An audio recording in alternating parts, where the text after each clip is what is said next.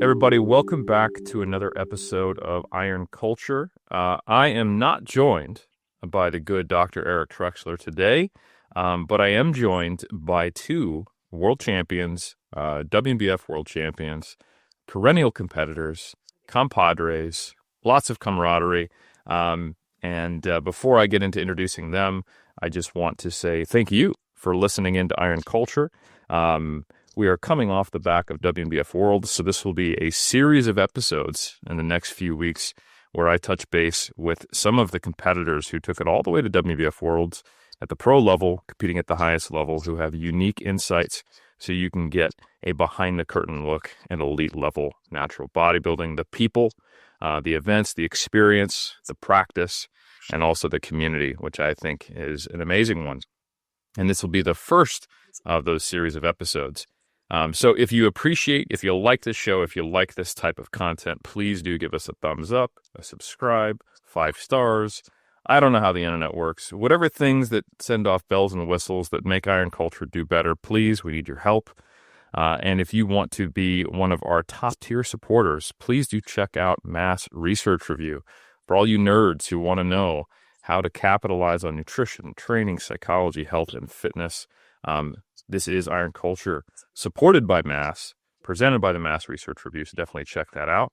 And then finally, we want to give a big shout out to Elite FTS, Dave Tate and co, our friends there. If you want any top quality lifting gear, definitely check out elitefts.com, and you can use the Mass Research Review discount code for 10% off. That's MRR10. So anyway, without further ado, I want to welcome Heitor Sousa as well as Adao Martins to Iron Culture. These two guys had a fantastic season in 2025, culminating in both of them winning their height class in the men's physique pro division. And before that, I got to meet them both competing at the WNBF Taiwan, where I think that was probably almost just as competitive in your guys' division as Worlds itself. I won't spoil the plot as to who placed where and what battles went down, but they both did very well. And then I also got to see Adao at the Muscle Mayhem. These guys, I joke with them, with the amount of competitions they do, especially Adao, I think we settled on somewhere in the 60s or 70s as our joking number of competitions he's done this year. But I will say, more mind-blowing than how often these guys competed this year is the fact that they've been competing every year since 2022, turned pro in the same year together, and have been having epic battles in their division. They're setting the current standard in drug-free men's physique. And they've been doing it while improving. So I think that's something that is quite rare in natural bodybuilding generally, that people compete annually and don't just look the same or burn out. So I think we're going to have a really cool conversation about who can do that, how to do it, which categories maybe it's better suited to, and the methods they use. So first off, Heitor Sousa, champ, welcome to the podcast. Hey guys, thank you so much, Eric, for the invitation to be in your podcast. It's really, really a big honor to be here talking a bit about all these competitions that I've been sharing with Adao in the last couple of years. And 2025, as you just told us, we met in Taiwan. You competed in your category, I competed in my category. It was a great experience, probably one of the best experiences that I had in terms of level of quality of an event. And you also were there to testify that. And yeah, we met again in the Worlds and just a week or two ago. And here we are to talk a bit about like now more relaxed, not in diet, as we always have been every year with Adao. So yeah, thank you so much for the invitation, and here we are to talk openly about everything, about our diets, our competitions, our really good time on the backstage together, and everything. Yeah, and it's a true privilege and pleasure. Thank you guys for giving up your time, and I love that you highlighted how you approach your experience and time backstage. You guys are beaming. You're always smiling, and Adao, probably the man with the best smile in the WNBF. I think that's a title you can take even if you don't necessarily have the overall title. Adao Martins, welcome to Iron Culture. Okay, thank you very much. It's a great pleasure to be here with you. It's an honor. And sharing this moment with Heitor makes it even more special because we've been battling each other since 2022. But the most important thing that we developed through all these years is our friendship. So many people believe that we are like great rivals. We say yes when we are on stage, we are, but we are really good friends. And the way we met in Portugal, it was really fun because we met during the athletes meeting, and we were like, "Oh, how tall are you?" Aita told me, and I was like, "Oh, probably you're gonna go short. I'm gonna go medium. So let's win. Let's go to the overalls, and then let's go to the world." And we just made it in the first year. So since then, everything was like this. So being together again in LA 3 years later was really good because our first experience in LA wasn't as good as we expected to be. But after 3 years, we kind of 4 years. understood. Yeah, 4 years now. Yeah, Yeah. we kind of understood why it all went through this, and instead of giving up, we just made a turnaround. So it's a great pleasure to be here to share all these histories and experience with everyone and learn more and more with you, You our guys. guru.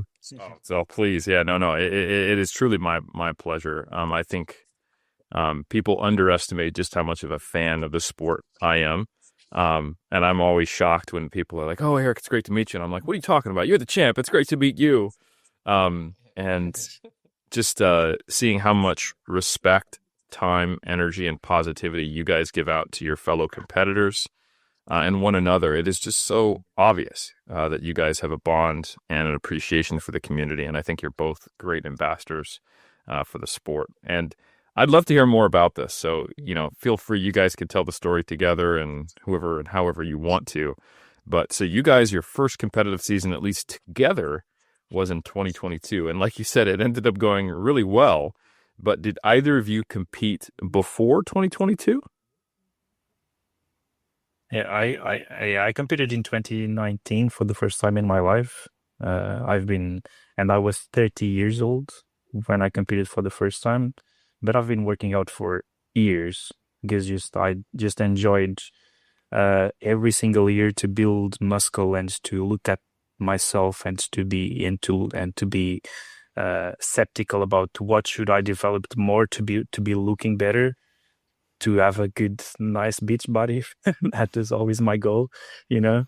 And then it just like ended up working out in a gym here in Oslo, where I live. That it was like an old school gym where the owner of the gym is the biggest bodybuilder of all times here in Norway, with 70 years old or more. And he just said like, why you don't go compete one day in men's physique, and you try. And then because of being surrounded by that environment, I just, okay, let's give it a try. And then 19, I competed for the first time. That was my first ever. And then second time was when I met Adao in 2022. But I don't know if Adao has competed before. Have you, Adao? No, no, No. No. actually, 2022 was the first year I started competing. The thing is that I've started gym in 2027 when I came to Brazil to study. But by that time, my goal was more into functional training, because I was more into football, basketball, and things like this. So I wanted to look good, but not looking at the bodybuilding side. Bodybuilding would be something that I would watch or see randomly. I like to see the guys and things like that.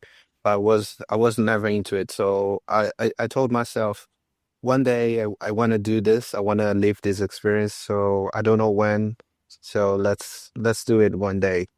So I decided to compete or to start competing after COVID because I was basically almost 2 years without being able to travel.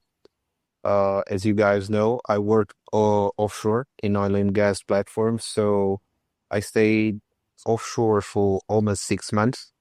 So then I came off and I had another 1.5 year without traveling. So it was not being good for myself or my mental health. So I said, okay, I need to do something where I can focus 100% on in myself, where I can challenge myself. So I just decided to do it.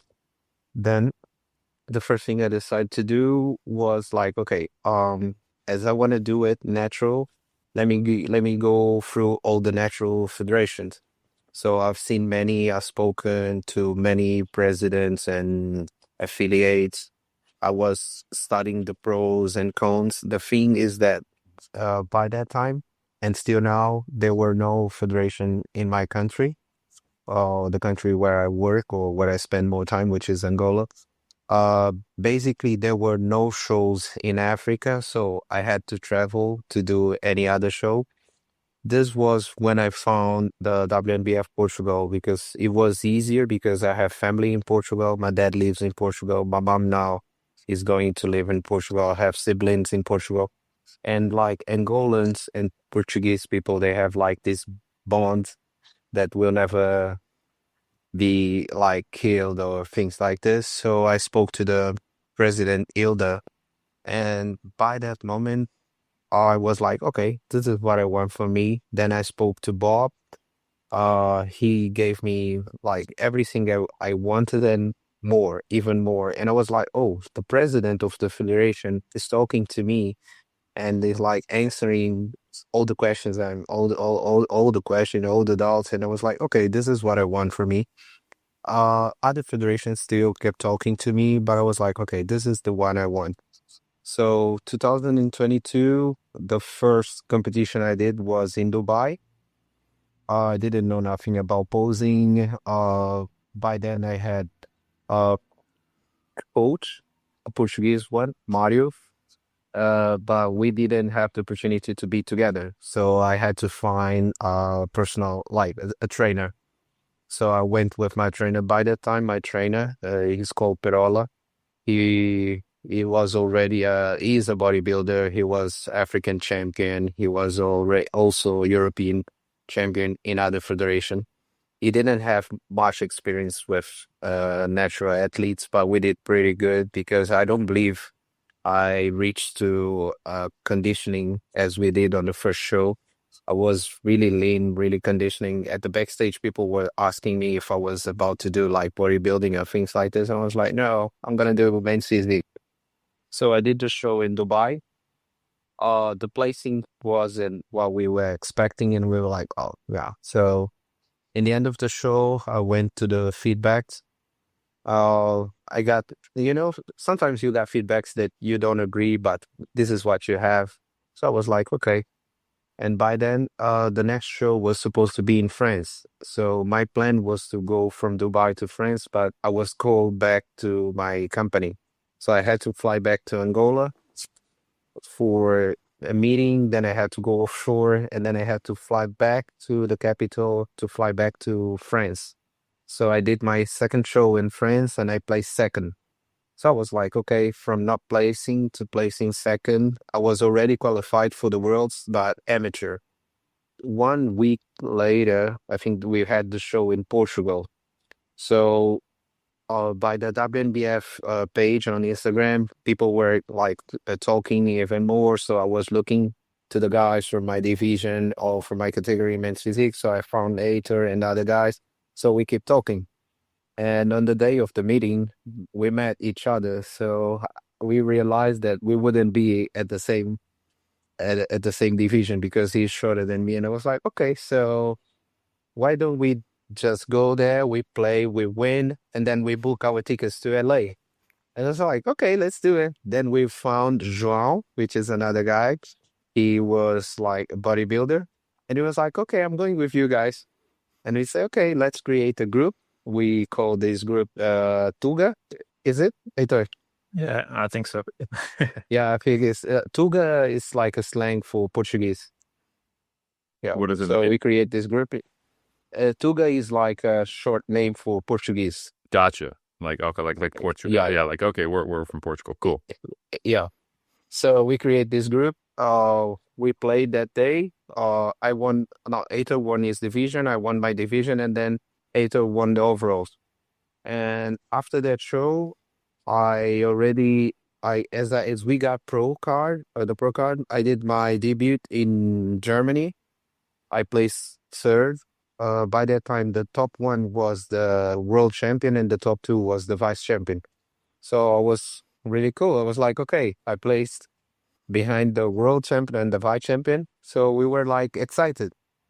So then we went to LA. We had a lot of fun. But on the day of the show, things were not the way we expected to be, because there was supposed to be a 2-day show, but there were some problem with the venue, so they had to change the venue, and they had to do like 2 days in one. Yep. Yeah, and I think Aito can explain it. Yeah, no, in 2022, we were supposed to be exactly in the same venue as we were this year, but for some reason, like 1.5 week before the show, the weekend, they have emailed everyone and they said that we need to change the venue, and they couldn't have like 2 days show. They had only Sunday, and I mean, it was our first Worlds ever, and we were like nobody in WNBF, nobody knew about us, you know.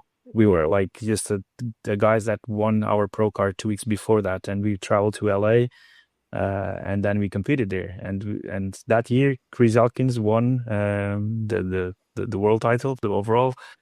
I was with Chris Elkins that year. We actually shared the same height class in the Worlds, so it was I don't know, maybe 15 people.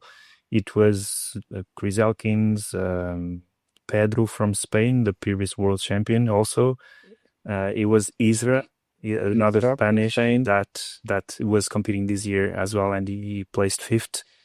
It was an amazing class, and yeah, we were just like, nobody know about us. We're just gonna go on stage, do our best, and we're gonna pray for the best. And then we was like, yeah, it was funny. Like Adao, I was a bit more luckier than Adao that day, because I got to be kind of like called to the first call out in like, some way.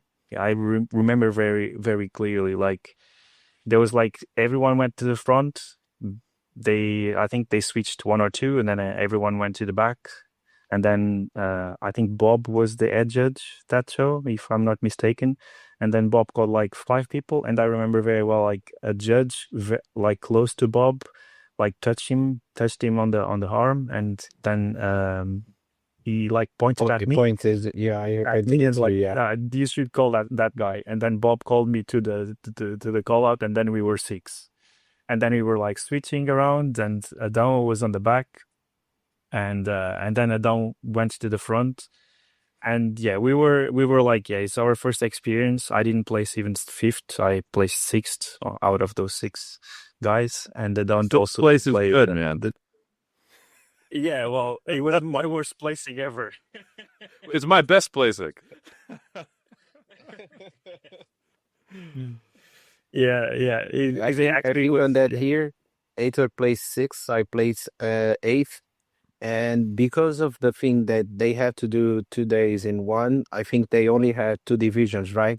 They only had the short and tall. Yeah. And as Heitor said, like the first call out, they spent like quite a lot. Yeah. And then like we were at the back. I'm gonna talk about me, and I was like, okay, 5 minutes. They're not calling us. 7 minutes, 8 minutes, and I believe they didn't do it it wasn't on purpose. I believe it wasn't on purpose, because there were like many athletes, just a few time. They were just trying to do the best. And basically they focus on the top athletes by the moment, because we had the world champion, the vice champion, we had the champions for the main championships during the season. So those guys, they were called into the first call out. And when they had the chance to look at us, mainly they had it done already. So, okay, they looked at us, but okay, we were there. So we had like 1.5 minutes or something, but even less than this. And then it was like this. So by the end of the show, we have to confess we were not happy because even though there was our first year, we believe that we took a great physique, maybe not enough to win because we needed to improve. Actually, there is always space to improve, but we like I believe that if we had the opportunity to be seen a little bit more, we could have had a better place. And but in the end of the day, we were just glad to be there because it was our first year in WNBF. We managed to get our pro cards. We managed to travel to US. We managed to be on stage. So in the end of the day, you just need to be grateful for all of this, even though we didn't had the placing we were expecting, but we were in the top 10 of the world, which means a lot. It does. So I think, I think we learn a lot from our wins, but I think I believe we learn more when we don't win or we don't have the results we expect to.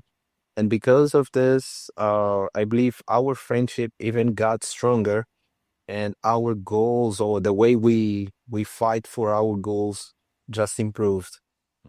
And but even though by the end of the show we went to get the feedback, most of the judges didn't have feedbacks to give to us.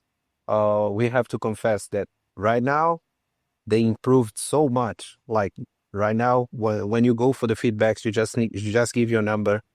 Every single judge will have the appointments. Like they will tell you what they think you should improve, what they think you did great. Right now it's way better. Back in the days there was like papers and writing and things like this, and this is one thing that we can see that okay, we are we are growing, things are getting better. So one of Yeah, definitely. Like yeah things are improving a lot, and we actually we live what we lived 4 years ago. We were exactly in the same spaces, rooms. Like the feedback was exactly in the same room as 4 years ago, but it was a completely different feeling just because they WNBF is better organized, and that's a good thing. I think it's like many a deja people vu, yeah. completely so much deja vu. Like even the polygraph, it was like almost the same. Yeah. And the thing is that on the first year, I helped one of the polygraphers doing the translation, and this year I helped the same guy doing the translation, and the name of the athlete is just the same. It was João in 2022, and it was João again. So it was really, really fun. And another thing is that, yeah, I have to confess, I was really disappointed because I was like, oh, I work out so much. I did everything I could. And yeah, we just came all this far to be like this. And like I was talking to every single judge, and Katie, she she came to me and she was like, I know how disappointed you are. I know how sad you are, but this is the sport you choose, and this is the first, but it will not be the last time things like this are going to happen. And like bodybuilding is just like this, and I just have one thing to tell you: don't give up and work out until your results become undeniable. Mm-hmm. That's a So great. this was the first message I had. The second message I have was like 1 year later in the world, they were doing kind of a quiz where you just go there, you put your name, and then they would like, okay, number X, you have this gift. And I received a strap saying never give up. But I didn't know I won. And they went to Katie and they say, okay, this athlete has won this. And it was like, Katie found me and she go, okay, you won this. And I took it. It was like, never give up. So I say, oh, another sign. So let's keep doing it. Yeah. But 2022 was like a good year. because all the experience, all the people we met, the family, the WNBF family, it was really cool because like we have many friends that we met in 2022. Even though sometimes we just met in the end of the year at the Worlds, it looks like we've been talking through all year long. Hmm. It looks like we know each other for ages, and it is so grateful to feel this, to have this energy, to share the stage, the backstage, to share the experience with all these people. Even like newcomers when they come to the worlds for the first time. Like I remember in 2022, me and Ater, like because of all those things, people were like, "Okay, you guys need to start warm up in 10 minutes," and then Chris Elkins came to us and was like, "Why are you guys warming up now?" I said, "No, they told us 10 minutes." Chris Elkins says, "No, it's gonna take at least 3 hours," and we were like. Yeah, and like for me, it was really good because when I found out WNBF, I start looking for the references, and Chris Hawkins was and is still my reference, one of my biggest reference in the men's physique division and as an athlete. And when I went for the check-in, I had the opportunity to meet him in person. And he was so kind since the first day until now. He's a really good friend of mine. And I was like, wow, he's the champ and he's so humble. He's such a nice person. And right till now, 2023, when I placed third, he was so happy for me because I was like, wow, I think he was fourth or something like this. But it was sharing so much for me because, and I was like looking that, and it was like, wow, Adele, let's go, let's go. It was like, wow. 2024, he didn't compete, and then we had the opportunity to compete again this year. Well, That's an awesome he's a really champ. He's a really champ. history. And I was at 2022 Worlds. I was there just coaching. And I remember talking to the WF folks about how they intended to have the same venue that we had.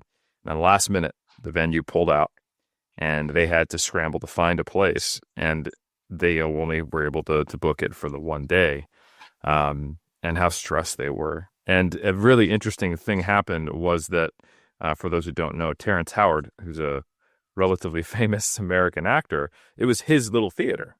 And he actually handed out, he came in last minute, handed out some of the awards. I remember. Yeah. Yeah, But I remember. Yeah, and it was a good theater, it's a good venue. The lighting was good for like a small production, but certainly it barely was sufficient to actually run at world championships there. So I remember that, and there was a lot of frustration, and I remember the stress that all the people had. And another, interesting piece of history that you may not know about Katie.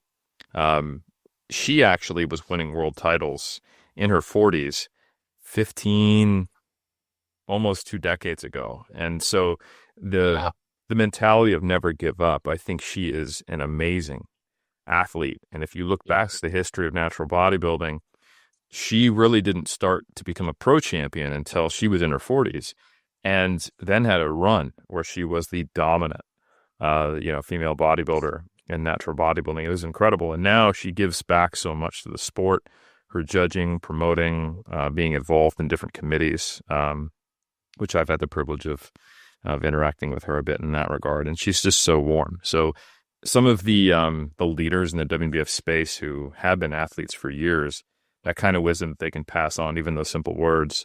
And also the current champion, Chris Elkins, being so kind. That's the type of thing that I love to see, and that I think is a little more common in natural bodybuilding, that is unfortunately a little rarer outside of natural bodybuilding. And I think you guys are doing a great job, even though you're babies in the sport, having done my first show in 2007. And to see you guys, even though you've been training a long time, you're older, you're both in your 30s, Adao not for much longer, but A lot of the best athletes in natural bodybuilding are in their 30s, 40s, and even 50s. And I think that's something Yeah. that is really cool to see because it takes time to build muscle. Adao, you mentioned you started training. Did you say 2017? Were you doing like functional training for sport?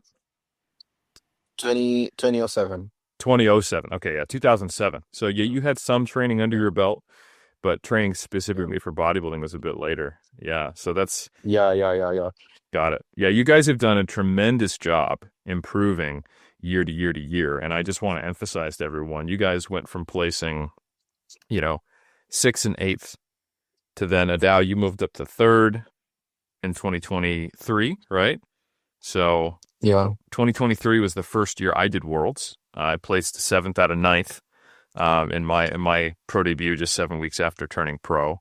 So I'll switch over. Heitor, why don't you continue the tale? Tell us about your experience after the 2022 Worlds. Obviously, you stuck with it. You didn't give up either. What was the next couple of years like? Yeah, no, just continue in that matter, like about giving up. I think one very special thing about me and Adão is that although we had this very kind of like bad experience in the Worlds 2022, we really left that place unhappy with the result and with like like not receiving the best feedback or an organized feedback that we were actually expecting to. Like we left LA with like a bit of bittersweet feeling about coming back, honestly. But we didn't give up and we just kept going and like now 4 years later we have a bunch of titles to only in 4 years that we have achieved. Adão itself and then also me like so 2023 I decided to compete again because like I've been telling this as a few times, like I come from a very warm place in Portugal, like south of Portugal, Algarve, and I liked always to have a good beach body, like always for summer. So like my goals was like to work out in the winter where I have more clothes on, get a bit more fat and like build up like the summer shape. And then from April every year since I was like 16 years old, I was like, okay, let's do it now for this summer. And every single summer I was getting my body into a good body, a beach body. So like, of course, I don't feel good now after competing to have like too much fat in summer. So 2023, I decided to compete again.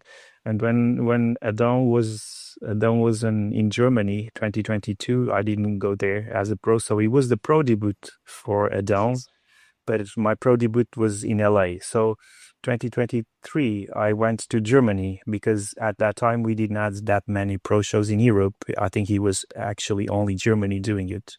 So I went there, and those years it was called like a European champion because it was only the pro championship in Europe. So I went there, and surprise, surprise, I won the overall. I won the hammer in Germany in 2023. Adão was there cheering for me a lot. We were in the same class, or Yeah. we were in the same class. Same class. Yeah. 2020. It was 2023, right? We were in the same class. There was two classes in Germany. No, 2024. No, It three. was 20. I won the hammer in 23. 24, I didn't. Okay. I Okay. 20. Yeah, I won the hammer in men's physique.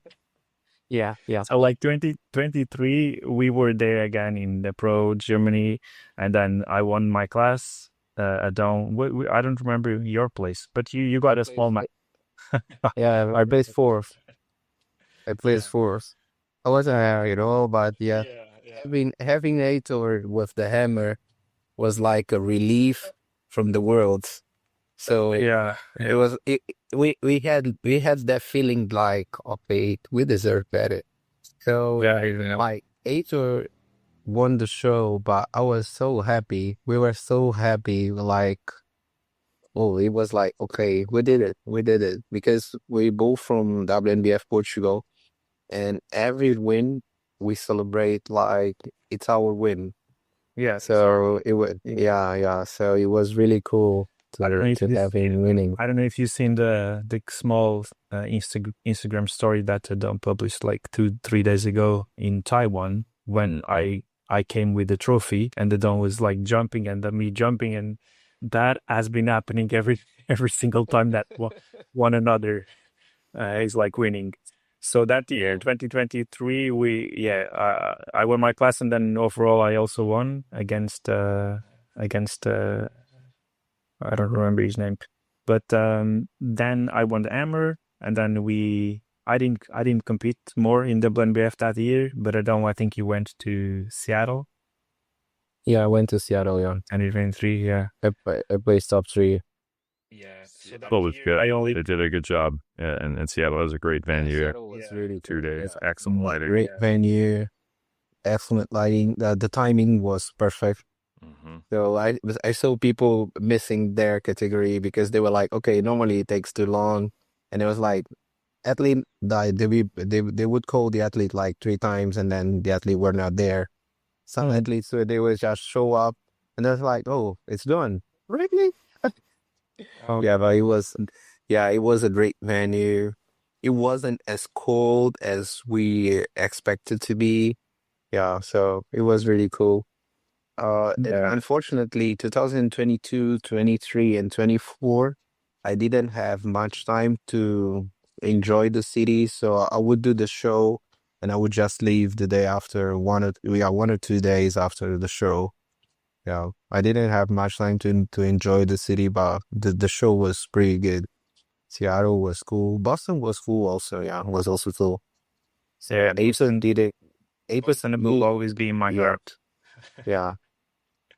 No, but yeah, Peter cried a lot. He likes to cry. But yeah, it was for a special reason. It's not every day that you win overall in natural bodybuilding.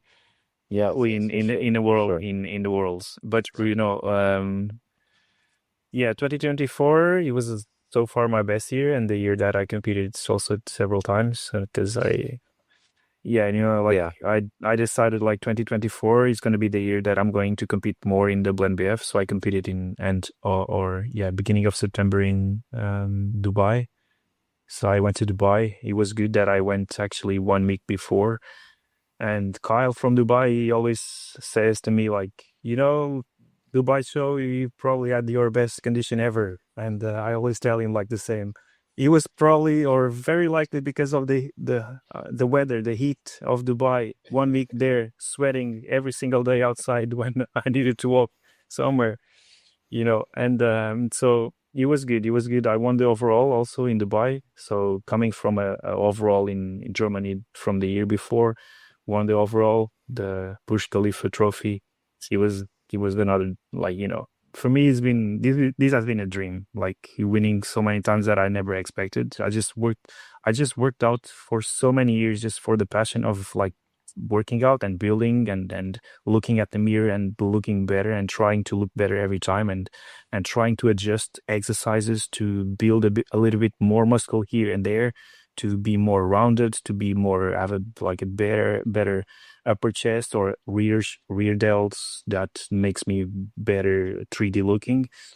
And then suddenly I just get on a stage. Every single competition I learn better posing because you get more confident. You look at the photos, you look at the videos, and you see even now from the worlds this year, I already know what I have done that I don't like and what I have to improve for the next one. And this is like a continued progress and continue learning that we do. And that's exactly from the conversation that we started. Never give up.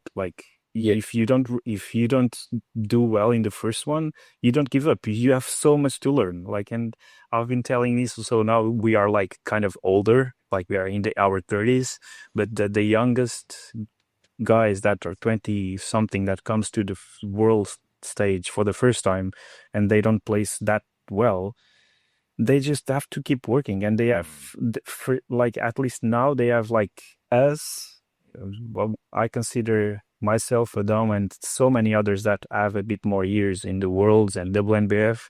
We are so happy to help like the younger athletes, to receive them well in the backstage, to be laughing, to be talking to everyone, to be like sharing this passion for natural bodybuilding. And this is so good. And I just like you, Eric, like you love this. Like we when we start talking about natural bodybuilding and the people surrounding us on a natural bodybuilding, like the presidents of each federation, the judges, the athletes, everyone, it's amazing. It's like, you know, and so we have to improve every single time.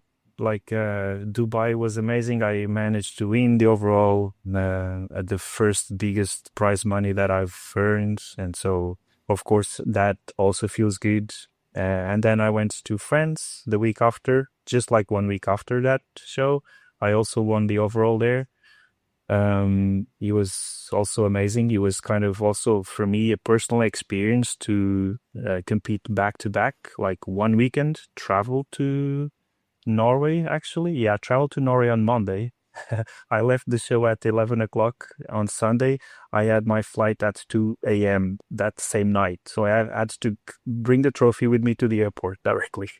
Then I arrived to Norway on Monday, and then I traveled to France on Thursday to be on stage on Saturday. So it was an amazing experience for me also to understand how to manage my body in terms of food, because I did this carb up the week before, in terms of water, because I cut the water the day before the shows.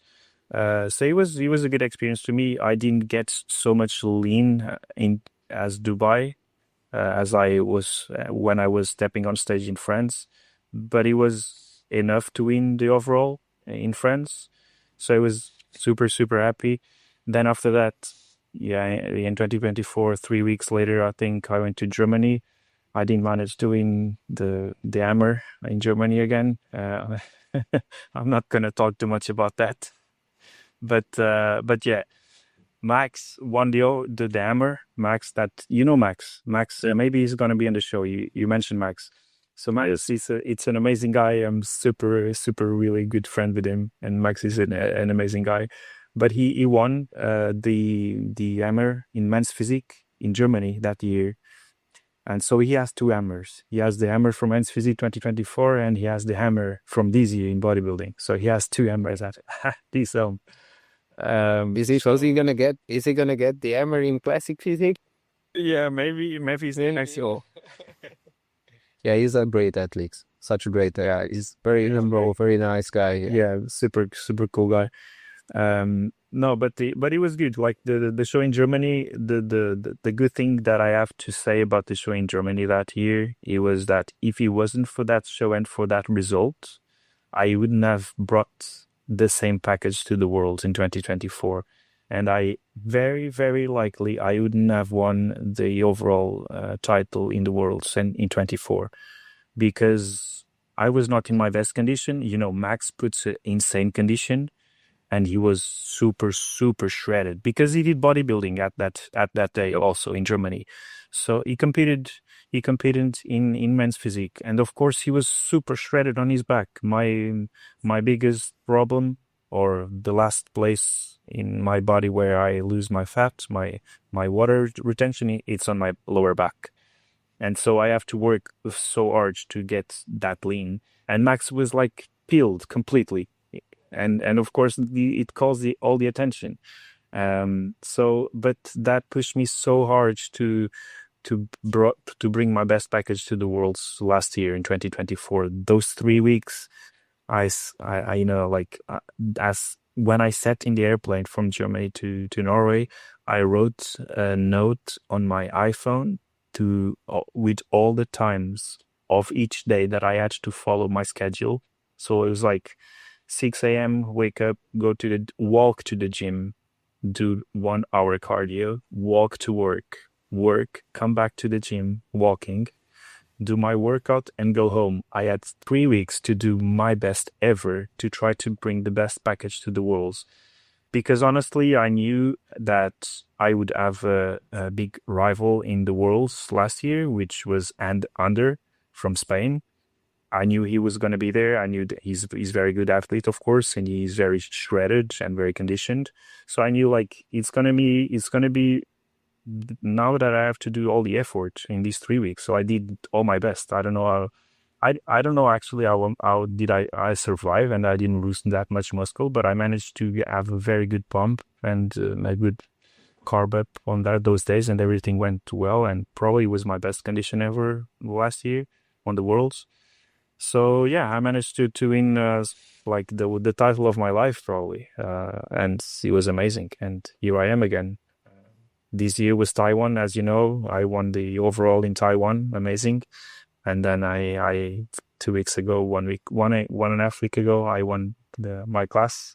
Adao won his class finally, and we got like exactly the same feeling as we got in Portugal. I go first because it's my short division. I come backstage, Adam is like waiting for me. We like make a big party because I won my class, and I tell Adam, now it's you. It's your turn. Now it's your turn. We did exactly the same in Portugal. Like in Portugal was like, I won my class, now you have to win, and then we're gonna book the trip to LA. Love it. And Adao, you had a really good 2024 as well, didn't you? Yeah, 2024, it was good. Like 2022, I had a couple of competitions. 2023, less than 2022 because of my job. 2024, even though I placed second in the worlds, but I only had the chance to compete twice for WNBF because my goal was like to do 6 or 8 competitions, but in the end of the day, I couldn't because like I had to choose my priorities, and I'm just able to compete because of my work. So I was only able to do 2 shows I think 2024, I think I only did one for WNBF, was the Worlds, because I couldn't even do the Germany. Yeah, I was supposed to do Taiwan, France, Germany. Yeah, I think you only need one. Yeah. Yeah, I only did one, but I had the chance to do random competitions here in Brazil, because here in Brazil you have many federations. Like every weekend there's competition every weekend. Like it's crazy, it's crazy. So I did some just to see how my body would respond, and I left. I had less than 5 days from the day I left the platform to the day I arrived in LA. So, and including the trip. So it wasn't as I was expecting, but yeah, the result was the best by that time, was the best placing I've had, and I was like, okay, we move forward. Like last year we placed third, this year we placed second, so let's work for the first place in 2025. And yeah, luckily, and according to all the work we put in, it just happened. So yeah, I was really happy. Heitor won his division, and then he won the overall. So yeah, we made that party again. We were like really happy. João wasn't there, but he managed to call us. We spoke to him, and it was really cool. It was really cool. Yeah, I had to help Heitor cleaning his tears because he likes to cry. So yeah, Yeah, but so you had a it was you had an amazing season moving from, or amazing string of seasons moving from 8th to 3rd to 2nd at World, and then in 2025 you got the opportunity to compete as many times as you wanted, it seems like. And you had a fantastic string of shows. I think as much as 2024 was Heitor's breakout year, winning, culminating in the overall world title, you've had a fantastic 2025. Adao. How many total shows have you done this year? This year I believe I did 9. I believe I did 9 shows. I I did 9 shows without without counting, because in some shows I would do like two classes, like masters and senior, because in some federations or organizations they start the masters from 35. So yeah, it was cool. Yeah, this season was cool. And the thing is that every time I compete, people ask, "Oh, aren't you tired of competing? Don't you feel like your body's stressed and things like this?" And I'm like, "No, I don't." And actually, I feel like my body responds better competition after competition. Hmm. And I was really concerned to have the 2024 Worlds as my only competition, because I was like, I don't know how am I going to look, because this was going to be my first and only competition. So I don't know how is it going to be. And the thing, when I was offshore, like it was like on the days that I have to have more rest, we were having a lot of issues regarding the maintenance side. And as I'm responsible for the maintenance department, we were like, okay, whenever we had a maintenance issue, we have to fix it, and then we rest. And so things were not playing against, like things were playing against me. So I was like, okay. So when I stepped off the platform, I said, okay, the only time I have now to rest a little bit, to cool down, is the time I'll be traveling. So I had to fly from, I think I had to fly from Angola to Dubai, from Dubai to US, or thing like this. So it was long flights. I think I arrived in US by Friday or Thursday morning, something like this. So it is what it is. In the end of the day, you just do what you have to do. But it's like a constant learning. So, and yeah, we just do what we do. And as long as you love it, it's not painful. Oh man, dude, 9 shows. Yeah. So I mean, so I'm not even aware of all the 9 shows you did. I know you did Taiwan. I know you did Germany. I know you did the Mayhem. I know you did Worlds. I think you did France. I did France, France, Germany, Taiwan, Dubai, Sacramento, Worlds, and I also did another 2 shows in Dubai and one in Brazil. Wow, that's incredible, man. Yeah. And if I recall correctly, you were bringing home medals in almost all of those shows, were you not? Yeah. I did. I did. Like, thank God, yeah, I did. I left all of them with my dad. He's like my guardian. That's He takes care of everything. Yeah, so it was cool. I can't complain. 2025 was like a very, very good year. I was like feeling confident competition after competition. And just like Heitor said, whenever I finish a competition, I just go, I watch the videos, I see the photos, and I be like, okay, I should have done better here. I should have posed better here. And I was talking to some guys, and I was like, yeah, when I look at the photos and videos from the worlds, I was like, oh, this wasn't the best posing I did through this year. So I was like, okay, I could have done better. But we are like this. We are always gonna expect more from us. But it is what it is, and this is what we have to do if we really want to move on to the next step. I love it. No, you guys are true craftsmen. I think you treat your bodies um, like sculptures that you're trying to constantly refine, and you have an idea in your mind, and it's awesome to see. I think there's a beautiful art that kind of sits with the sport of bodybuilding, and we hone it through the criteria and the judges' feedback and our own eye, and then where we can't actually change our bodies, we change our posing. So I can't make my shoulders any wider, or at least from the bones, any wider than I can. I can't make my waist, at least the bones, any smaller, but I can kick my elbows out a little bit on an ab and thigh, and I can twist. And now I look a little more symmetrical. And there's a version of that in almost every single pose that you tweak every year. And that's on top of trying to get tighter, trying to perfect your peak, trying to figure out, how do I do this while traveling?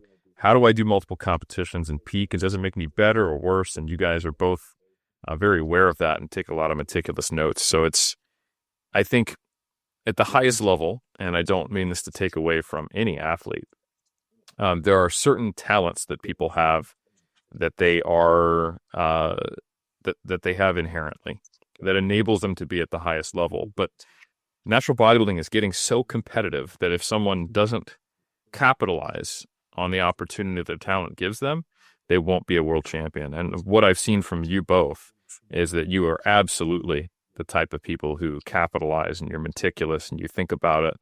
And you're doing things that a lot of other athletes would scratch their head to be like, how do they do that? How do they compete 4 seasons back to back to back? And Heitor, you're talking about, hey, this isn't anything new for me. I've been doing this since I was 16 years old. And so I think I would love to hear from you guys. What is it that enables you to successfully compete and improve on an annual basis? Do you think it's that you don't have to be quite as lean for the men's physique division? Are you guys more naturally lean? You walk around and you don't necessarily get too heavy in the off season? Is it something about your approach? Heitor, one thing that we talked about in Taiwan is that you take a really similar approach that I do with your long dieting history of auto-regulating your energy intake. You're comfortable eating out. You know roughly when you're in a deficit, how fatigued you should feel, and you change your intake based upon what's going on. And I think that is something I've seen a lot in more seasoned competitors at a higher level, is they don't lock themselves into a really rigid plan that doesn't have that flexibility and the ability for them to adjust, especially those who stick with the sport for a long time or who can do it on back-to-back years, because they don't burn themselves out mentally. So I don't want to spoil the plot, but I'd love to hear more about how you see your capability of competing annually, successfully, and improving. What do you think enables you to do that, Heitor? Yeah. So like, I am not a big fan of bulking too much, honestly. So just to give you a very clear example of that. So my stage weight last year was around 72. And my heaviest weight in my life was this season, like his off season, was 79. I never been 80 in a scale. And probably last year or 2 years ago, my heaviest weight was 78. I hopefully can go this year to 80, but I don't want to go above that, because having 8 or 10 kilos, some people go straight to kilos above stage weight. For me, that's insane. And for me personally, as I know my body that well, going 8 kilos, 10 kilos above stage weight is already like reaching that limit that I know that is not going to benefit me in terms of muscle growth and in terms of like the control of the food that I have and how good I feel about eating the food that I eat in the off season. Because from experience, you have, like Eric, you have all the studies and all the reading and also your personal experience in your body and in so many bodies that you coach. But in my experience in my body and the people that I coach also, it's that we don't need to be bulking so much to build muscle. We need honestly to have the correct amount of food to give us energy, sufficient energy to have really good workouts. Because if we really have that energy to every single day, in 7 days in a week, we go to the gym 5 or 6 days, and we pull out very good workouts from the food that we eat, because we have that energy from the carbs, and then we have also the protein to build all that muscle that have been like hammered in the workouts we do in a very good workouts. That's the key to keep building muscle every single year. Because if we are too heavy, we will probably be gonna be tired, and we're gonna have too much food to process, and our body will not be optimal in the workouts we do every single day.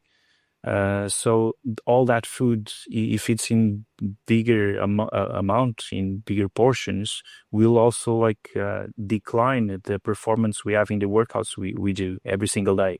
And I'm talking about like that because I am that type of a guy that I work out like 6 times or 7 times. Well, I work out properly 6 times a week. I go to the gym 7 times a week. The seventh day that I go to the gym is just like to be good in my mental health, that I do my abs, I do my lower back just to improve that lack of muscles that I know that I need to improve more than others. And I feel better with myself doing that. And because I'm okay to put that time to do it 7 times a week. Some people don't want to put that time, but like I do it, and like, the relief that I have in myself is the accomplishments and the what I've been accomplishing with these results and being the world champion and so on and so on. So all the time, all the days that I've been there 7 days a week has been like proven that I've been worth for me, and more importantly for that than that is all the effort that I've been doing in my life, and I've been looking at that even more now that I'm 36 years old, is the health that this lifestyle that I've been having for myself is giving me. So the health that I have today and the good health that I want to have in 15, 20 years is what is going to push me towards like living this lifestyle, like working out, building the muscle skeleton that I have in my body. Because I hear a lot of podcasts and like in terms of health and workouts and stuff, and one of the things that I heard and that I love to hear that was the second most important organ we have in our body. It's our muscle skeleton. The most important is our heart, and then the second most important is our muscle skeleton. And because the muscle skeleton we have in our body is what is going to give health to all the other organs that we have in our body. If our muscles don't work properly, the other organs will also not work properly, even our brain. And we, like when you look at someone that is very fat on the street, it's not a sign of good health. But if you look at someone on the street that is very athletic and it looks good, and you can even see from the spirit that that person brings with him, you can see that that person is healthy because like that person exercises, have good muscle mass. It's like psychology well with himself and with the people surrounding that person, and I'm a bit spreading around here about what I was talking about, but it's just to show that I'm very happy to be a healthy guy, to work out many times and to compete every year, because I like to compete every year. I like to compete. I like to have a good body in summer. And fortunately, the WNBF shows always after summer, which is a good thing that I can have a good beach body and then I go competition. Heitor, I have a question for you.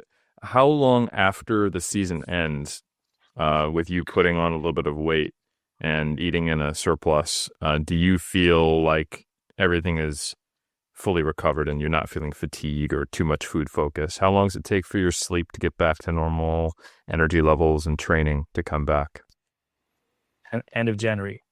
Let's say a couple months. Okay, yeah, end of January. Yeah, 2 months. 2 months. And normally, how much weight do you end up gaining in those 2 months?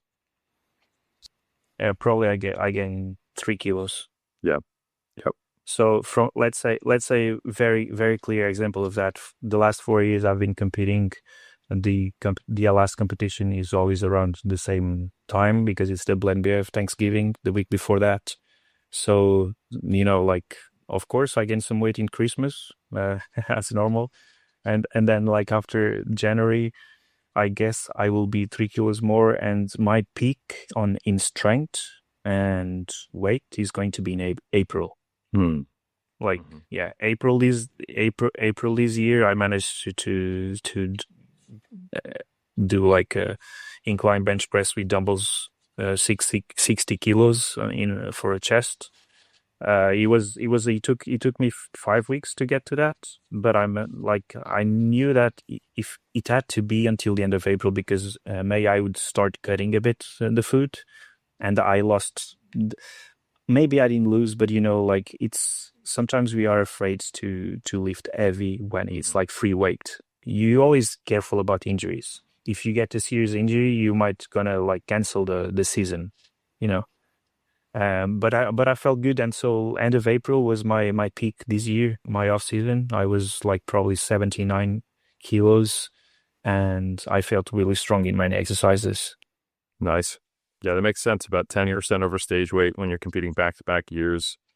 And within a couple months, you've gained a couple kilos and you feel better. I think that is a great example of being able to recover quickly, efficiently, and not being afraid of putting on size, but also not putting on an unnecessary amount of body fat.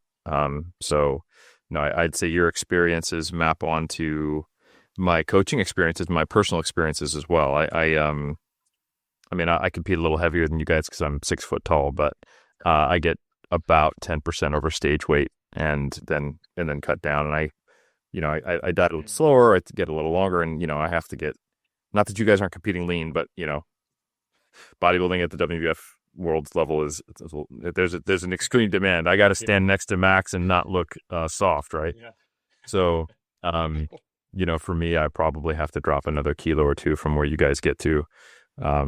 But yeah, so and I'm heavier, so it's very similar. And as a coach, I can tell you that those same principles apply to everyone, but some people's bodies are just not as naturally lean. Like if someone maybe grew up and they came from a family where everyone was a little heavier, or they just are naturally someone higher in body fat, they still should be as lean as is appropriate for them, but sometimes that does mean that they're 15% over stage weight. And, that's an advantage that some people have and others don't, that they can stay closer to stage weight. A lot of it is behavioral, but I do think some of it is physiological. And I think I don't have all of the gifts that some high-level competitive bodybuilders have, like the skeletal structure that's perfect, or a really, really high metabolic rate to where I can eat a lot of food. But one thing that it does seem to play in my favor is that I do pretty well at a low body fat. I competed at, I think my morning weigh-ins were around 81, 82, and right now I'm around just a little over 84, and I feel substantially better. And it's only been like 2 weeks, So, obviously there's more recovery to be had, but I think that when I've coached other people, sometimes they need to be 10 kilos over stage weight, and they're a lightweight for them to feel okay. And that does make prep challenging. And it means they typically, it's a really big ask to compete every year, back to back to back. And I think that is something that is not for everybody to be able to compete annually. Adao, similar story for you, or do you get the same thing accomplished, but by different means? For me, it's basically the same thing. So the first thing I do is like, my approach for the next season will take in consideration the feedbacks I've been having. So if they tell me that I need more size, then I'm gonna focus on this thing, but I'll try to do it as clean as possible. But the thing is that most of the time, most of my prep, I'm offshore. So when I'm offshore, I have a lot of limitations. So I don't have any lower body equipment. So I have to do free weights. I don't have any equipment. I have like free weights. My heaviest dumbbell will be like 20 kgs. Then I have a flat bench and an incline bench.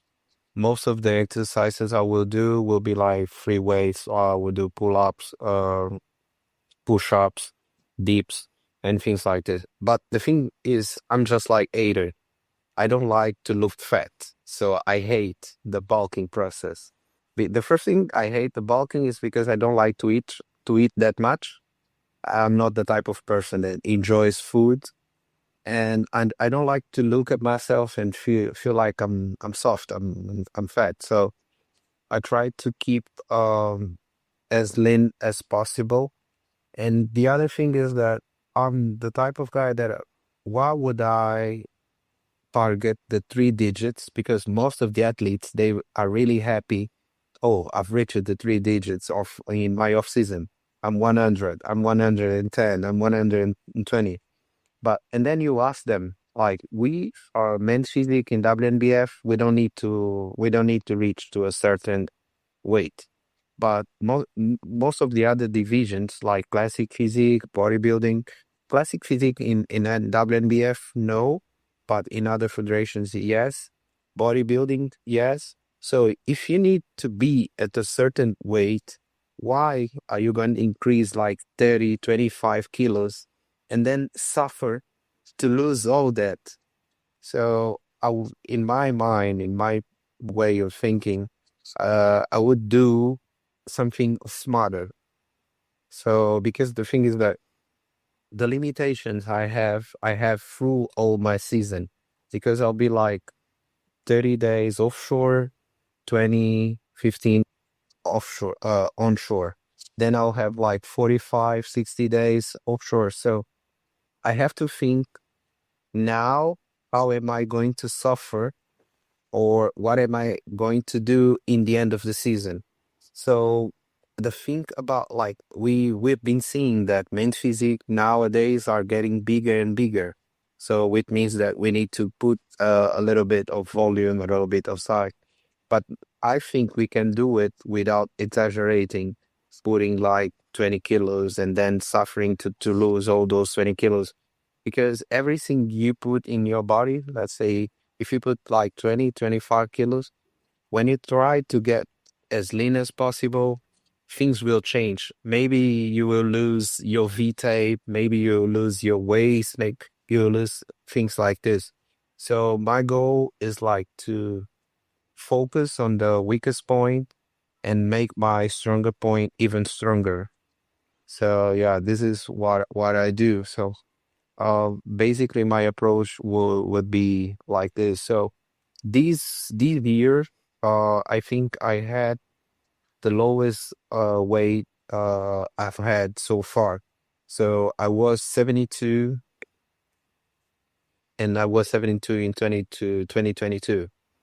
So this season, like the Worlds was I was like 72 in the Worlds. All the other competitions I was like 73, 74, sometimes 75. But in the Worlds, I try to push myself as much as possible to get as lean as possible and then start carving up. And I felt like, yeah, I was okay. Sometimes we cannot fight with athletes that are like, it's their structure. They are like this, like Dario, Under, and even the world champion, David Moran. They are big, naturally, they are naturally big. Their structure is bigger than mine. So it's not something that if I put like 10 kilos, I'll look like them, because they are taller. They have a bigger structure. So like you said, I'm not going to change my bone structure. And if you see David Moran, I told him he's half Adao, half Heitor, because that guy is huge. Yeah. So yeah. So if we want to beat him, if we want to win, trying to get his size, maybe it's not the most it's the smart choice. Maybe we should focus on other things. So yeah, this is what I do. So basically, when I finish the competition season, I will take like 1 month. I would be recommended to take 1 month off, but it's really difficult to do it. And when I start the workouts, I would be suggested to do like 4 workouts a week, which is also difficult because all my life I've been doing 7 workouts. I've been going to gym 7 times a week. Sometimes I would do 14 workouts a week because I would do like 2 workouts per day. But yeah, sometimes we do less, sometimes we do more, depending on the routine. Sometimes when I'm offshore, I just can go to the workouts. So I try to adjust. And one of the things I've learned through this process is not to put too much pressure on you. One day makes difference, yes, makes difference, but the way you deal with it is way more important.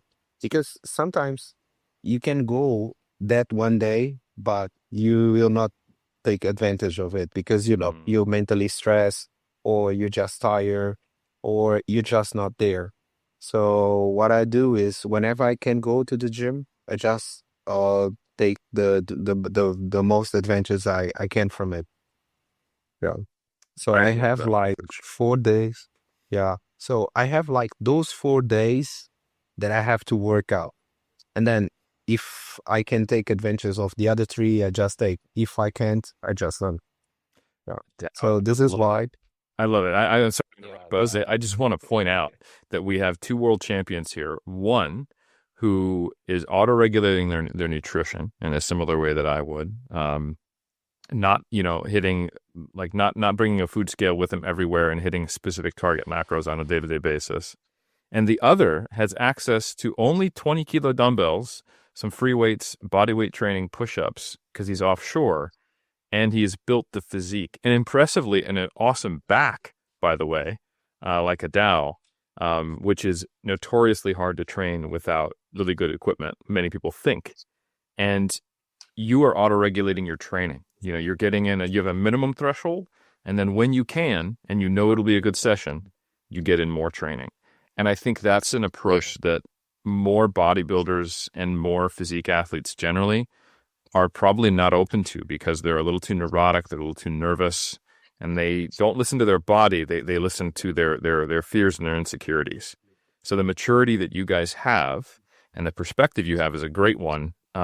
This guy's a little before your time, but Brian Whitaker, he was a top champion in bodybuilding. He had enough genetic gifts to be a WNBF overall champion. And he was the first that I'm aware of to unify the titles of the Orton Cup and WNBF overall. And he won them both in 2015. He has multiple kids. He was in his late 30s. He is a professor of economics at a top university.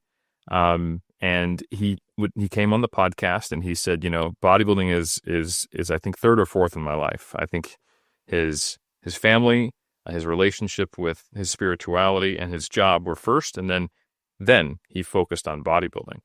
Yet he was able to achieve that result, not being this naturally huge, incredibly gifted athlete, but through an incredible amount of hard work and tenacity. But what he would say is he optimized within the constraints of his life. Meaning, instead of trying to write down on paper what is quote unquote optimal, he looked at what's my reality and how do I make the most of every single day and every single opportunity I have. And I think that is what you both do in different ways. And it is a huge testament to longevity, the lifestyle, and that you can do so much just focusing on the now rather than worrying about what could have been or what might be ideal, which I think a lot of amateurs get caught up in. I have a flexible training schedule as well. If I'm trying to get a lot done, I think about not only what I want to do today and how it fits in with the rest of my schedule, but also what am I trying to get done in a week. So sometimes I train once a day, sometimes I train twice. And I think about the overlap, and I'm not the norm, but it's actually quite encouraging to hear from two world champs that it's also not that rare. And it looks different for each person. And I think there's so much art to bodybuilding rather than science, because science gives us principles, and then we just apply that through the individual life. And you guys are actually great examples of that. So sorry to interrupt Adao, but I just wanted to point that out to the listener because it's really, really important, and I think it's undervalued. Yeah, and you just mentioned something really important, which is like science plays a big role. Yes, we all know.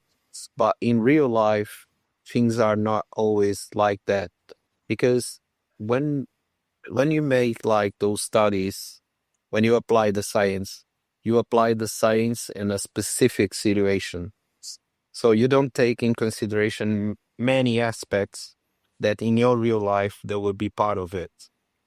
So like when all those studies they will not take in consideration your mental health, your emotions, the time you have available, the equipment you have available, the time you have between one competition and another. So it is good for you to have this as like let's say a reference, but just don't stay to stick to it, you know? Sometimes we see like athletes, you say, okay, now you need 100 grams of rice.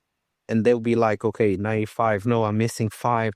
And no, come, chill, chill, chill. Okay, if you do those 95 during a year, maybe you will have this different, but not one meal. You can have 95 now and 105 in the other. There will be 200 anyways. Yeah. So, but you know, sometimes people, especially young guys, they are more stressed with it. And the other thing is that the new school, sometimes they don't respect the old school. Even though most of the experience we have from the old school is not from the natural bodybuilding, but if they got those results and ancient or not, it means that there's something you can learn from it. Hmm. So yeah, like me and Heitor, we discuss a lot about the peak week, and we find so many similarities. And the thing is, like this year, I think we spent time together in Taiwan. We've been together, we eat together, we train together, we diet together. Then in France, he was there as a judge, but we've been together for a while. Then in Germany, he wasn't there, but we keep talking. Even when I step out of the stage for my division, then he called me right away. Normally, I don't have my phone with me, so we had time to talk, and it was like, okay, you should fix this, you should do this, or you have great chances to win the overall, as far as I could have seen. Yeah, and we talk about this. It's like we're not rivals as people expect, and the same way I talk to Heitor and we talk to Chris Elkins, to even other athletes, because the good thing about bodybuilding is not it is different than football or basketball or jiu-jitsu, where you need to score on the other side. You just need to do you. Mhm. So if you have more water in your body, it's a new. You cannot, there's nothing to do with the other athlete. You just need to show yourself. So there is no point on hating the other athlete or trying to do things so that he cannot have a good performance. So in the end of the day, we all want to win, yes, but yeah, you don't have like that rival, because he's gonna do his part, you're gonna do your part, and in the end of the day, judges will decide who's gonna win. Sometimes, some guy is going to win, not because he's like way better than you, but because the judges have decided that according to what they want from the division is what they are looking at that guy. And sometimes it's just by 1 point, 2 points. Yeah, it is what it is. That is a Especially when fantastic it goes, perspective. especially when it goes to the overalls. Overalls is like gambling. You never know. You know? I was talking to Waiter this year. The overall was the highest guy, the tallest guy. Mhm. Last year, the overall was the shortest guy. That's right. But if you see Heitor and the winner, they look similar, but he's like a bigger version of Heitor, because the shape, the physique is pretty much similar. So yeah, it could have been anyone. Yeah, this year the Yeah. overall was super, super balanced. Like Yeah. every athlete was so like good. Yeah, Eric from Taiwan, who's like a wonderful athlete. Yeah. Yeah. Yeah, at the highest level, there are such slim margins separating the top five, even in a weight class. And then when you get to the overall, it's the people who won the top five from 3, 4, maybe even 5 other height divisions or weight divisions, and it becomes it's rare at WNBF Worlds in the modern era where there's a clear-cut winner in the overall. It does happen, I think in certain divisions, some years, especially if there's less, or if you just have a truly standout athlete like a Babacar. But even Babacar got pushed, by Oscar in his weight class, even if the overall was a little more clear-cut. But yeah, the overall for you guys was cutthroat, like you said, everyone was so close, and the slim margins. Having been a judge for a long time, the first competition I judged was in 2005 or 6. And then I took some time off because we got a bunch of athletes in California, so there was a conflict of interest locally. But then I came back to judging in the 20 teens, and I've been doing that since. And I judged at Taiwan the year prior to competing, and I judged in Spain and Italy, I think 2 or 3 times each. And of course in New Zealand and in Australia a good bit as well as the States. But when you're judging at pro level events that are well attended, it's the hardest thing to do is to figure out the winners, and then it's also really hard to figure out the middle placings, because there's like kind of these tiers where it's like, okay, I know these guys are the top 3. I know these guys are probably the bottom 3. Sometimes that's the easiest to do, is figure out the guys who are still early in their careers or are still making pretty clear issues in their posing or they're not lean enough. But even at the pro level, those guys look amazing. So it's an amazing accomplishment, and great perspective from you guys. And there's a reason why I study the history of bodybuilding as well as the science, and as well as I pay so much attention to the data I get as an individual and for my athletes as a coach, because it's all relevant. And there is so much to be learned. And I think you guys are great ambassadors and teachers. You're both humble, you're open-minded, you look for a lot of places to improve from, and you don't think that you're above learning. That's one thing that's super clear. And I think your attitude of going, listen, there's no defense. I can't get on stage and kick this guy. I'm just going to have to do the best version of myself. That lends to better performance, because when you're thinking about other people and what they're doing and what you need to be doing, you often miss out on a lot of opportunities to not only appreciate what you've accomplished, but also to improve your own process. So I just want to thank you both for such awesome perspective. I don't want to keep you guys too late, because I know you guys are in a much later time than myself, and we've already been chatting for almost an hour and a half, but I do want to open the floor. Is there things that, first, I would love to hear, what are your future competition plans? It sounds like you're both going to get back on stage next year, which is incredible. And after you tell me your future competition plans, is there any final messages that you want to leave the lifting community with before we wrap up? Heitor, why don't you start? Yeah, well, in terms of the next season, I am not sure yet if I'm going to compete.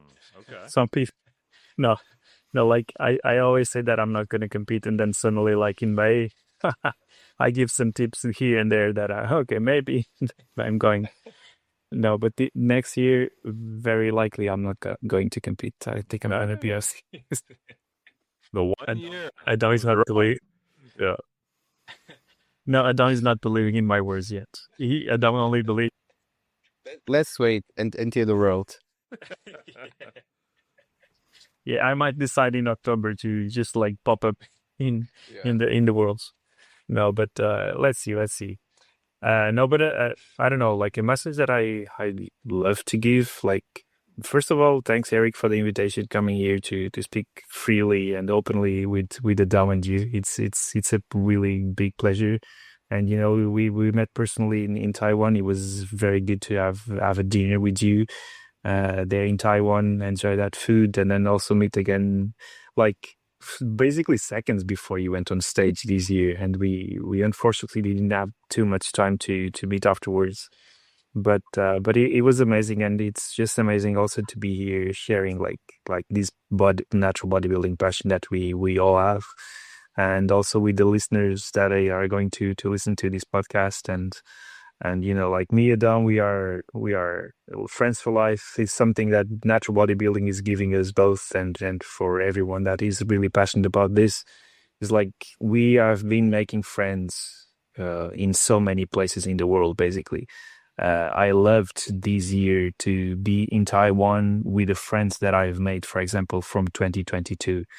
And that's the thing about natural bodybuilding, is that like we are playing a fair game, and we are always all in the same kind of boat. Like we have such a big passion for these, like enjoying the backstage, enjoying like the meals, the foods after the shows with people that we just met on that show or that we have met before. And that big passion is what has brought us together here, and I'm so grateful for that, honestly. Most importantly, like we are all healthy, and that's what it matters in the end. We really hope that in 20 years we're gonna be here talking about natural bodybuilding, and how good we feel, you know. And that we're gonna keep growing our like friendship and people that we got to know around these. Yeah, I'm very, very thankful to all of that that has been happening in the last few years, since 2022, honestly. And yeah, thank you again. Well, it's my pleasure. Thank you. Adao, what do you got for me? That's something you're getting on stage, and you think Heitor is serious. Okay, Eric. First of all, I would like to thank you again for the opportunity to be here and to allow me to be your friend and to get to know your family and all those moments that we shared in Taiwan and then in the world. Luckily we didn't face the same experience in the worlds that we had in Taiwan. You didn't knock your head anymore, and I wasn't stunned by a bee anymore. Yeah. Yeah, Taiwan will be forever in my memories because of that bee. But yeah, it is life. A message to everyone, no matter if it's like newcomers or old guys, I would just say, no matter how and what, just do as much as you can from what you have. So if I was expecting me to be 100% under the proper circumstances to work out, to compete, I don't know when it would happen. It would have happened. So I just decided to start working out at the platform from with what I have. Whenever I'm on shore, I'm like a gym rat. I spend most of the time in the gym trying to take advantage of the equipment and things like this. Never forget your family. Never forget what is really important for you. And even though we do natural bodybuilding, it's important to state that whatever you do in your life for high performance is not healthy. So it is important for us to leave this notice that even though we do the natural bodybuilding, we do it with um we do it right. So we have the regular season, we have the time off. We need to balance our body, our hormonal systems, and all this stuff. So it's important for us to state this because some people they think that just because of the fact that we are natural athletes, we are like immortal. We're not. So yeah, we try to do the most we can. Regarding next season, like I believe one of my role models is Cristiano Ronaldo, Ronaldo Phenomenal, Pelé, and Michael Jordan. And I believe all those athletes, they are what they are, or they were what they were, because they've been doing it year after year. I don't know any football player. I'm not saying that. I'm not comparing football with bodybuilding, but I don't know any good athlete, let's put it like this, that took a year off to come and get better. Of course, if we're talking about bodybuilding or classic physique, according to the feedbacks you have, you need to gain some weight, you need to come bigger. Okay, so you need maybe off season. But the thing is that when people talk about off season, some people don't take the off season as they should, because it's like you have 100% of your time. If now you're taking 30% for bodybuilding, when you do the off season, You are doing the off season for competing purpose, but you still need to keep doing the 30%, even in the off season. But you still need to focus on this 30%. The thing is that people, when they take the off season, they take those 30%, maybe they take it 10 or 20%, and they focus on other stuff. So the off season won't be a off season at all like they were expecting it to be, because they will be focusing more on other things. The only thing that this is the way I see things. The only thing when you say, okay, I'm doing off season, you're just not competing, but you need to train, you need to diet, you need to take it serious, because this is where you should, where you do the most of things. Stepping on stage means like less than 10% of the bodybuilder's life, because you stay there for less than 1 hour. If you put together the backstage plus the stage, and if you put it into percentage, it's just this. Because the off season, if you take it like serious, maybe you don't consider like off season, you will consider like improvement season. So this is why I don't really like this name, like off season. I'm doing off season. You can do the bulking, but I would call it the improvement season, where you focus on what you have to focus, and then you just come back. And another thing that I would suggest athletes to do is like, okay, even though you're not competing, you can simulate a competition, and then you can simulate the carb up process to see how your body responds. You don't need to step on stage. You can do all the simulation, because as we said here, when you step on stage, you don't touch Eric, you don't touch Heitor. It's just about you. So if you wanna know how do you look like without competing, you can do this experience.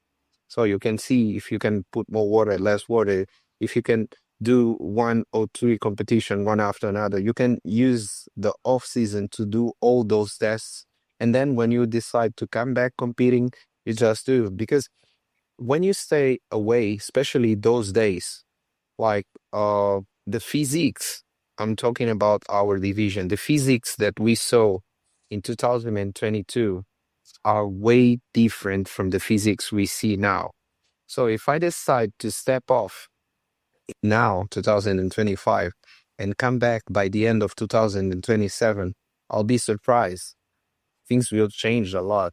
And you can see like many athletes that they did their debut here in this world. There is one from US, Raymond, the one that competed also in Sacramento, the young guy.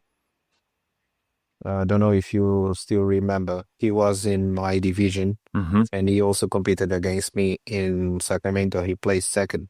Bro, this was his first year competing, and he looks like pro that has been doing this for ages. I believe that in 3 years he is like a potential world champion, because he's really, really, really good. He has such a nice physique, and he's like complete. He has legs, abs, tiny waist, or shoulders. I believe it's just a matter of time. And if he keeps working the way it is, yeah, within 3 years, he will be the world champion. And the thing is like this, I believe if you step in the game, it's way better than when you step out and you just try to come and catch up the bus. I don't trust this.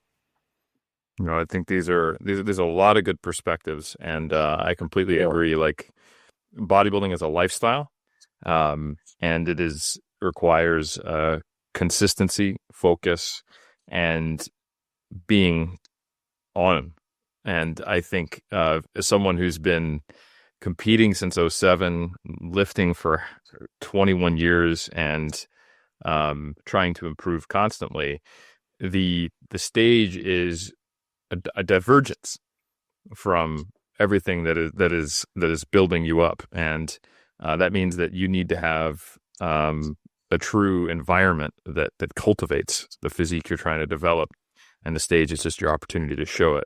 And I do think a lot of people, they have a really big difference between the way they live their life in contest prep and the off season, and many things should be the same. Obviously, you shouldn't be getting fatigued and dieting and doing a bunch of cardio, But in terms of the lifestyle, it's the same. And if you're eating like a typical person living in the West and training haphazardly and inconsistently, and then only bringing a little of focus during contest prep, you're not going to get very far in this sport that, like you said, there's up-and-comers who are crushing it. So I think you guys brought some really great messages. One thing that I both love that you guys both focused on is the fact that there's so much to be taken from the community, and from the relationships with others and health, that, we're going to be sharing this commitment to this art, this sport, long after we're no longer competing. Although I'm probably going to be getting on stage in the Masters 50, 60 plus until they're going to have to wheel me off.